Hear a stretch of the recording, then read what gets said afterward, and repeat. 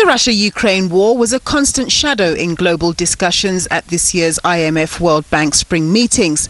Due to a lack of consensus on a number of issues, the traditional joint communiqué, usually sent out after these meetings, didn't happen.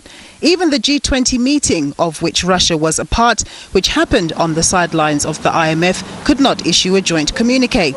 But there were discussions about the future of the IMF and World Bank organizations in a changing world.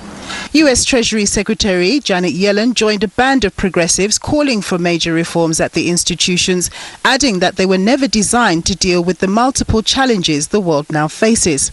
We face challenges that require investment on a scale that an international institution can't manage on its own, like climate change.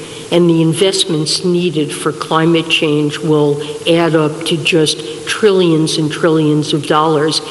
Other major issues facing the world, like the ongoing COVID-19 pandemic, higher inflation and emerging countries' susceptibility to falling into a debt trap, were also high on the agenda. IMF Managing Director Kristalina Georgieva spoke to these issues.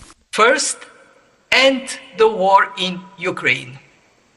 Second, continue to confront the pandemic with a comprehensive toolkit that includes vaccines, testing and antiviral treatments deployed everywhere. Third, tackle inflation and debt. Central banks should act decisively and communicate clearly.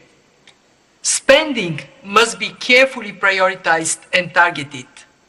Some countries will require debt restructuring. To help them, the G20 common framework must be improved. And during the week, the IMF released its World Economic Outlook report. It forecast global economic growth to slow to 3.6% in 2022, compared to its earlier estimate of 4.1%, blaming the Russia-Ukraine war for curbing growth and inflaming inflation even further. Nompumelelo Siziba, SABC News, Johannesburg.